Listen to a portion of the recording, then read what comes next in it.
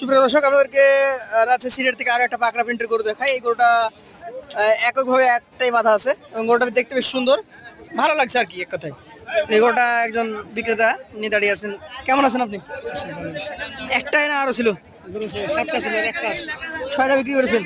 এটা কি দোষ করেছে যে বিক্রি করেন নাই? এটা বেশি না, একটু লস হয়েছে। লস হয়েছে? 40 পড়ে এখন 35 হলে দিচ্ছে আছে। 40 কিনেছেন আপনি?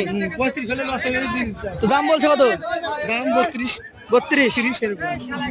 আচ্ছা, জাত কি এটার? এটা হলো কস। ক্রস? এটা দাঁত কয়টা? দাঁতে নি, তোমার দাঁতের মধ্যে। দাঁতের মধ্যে?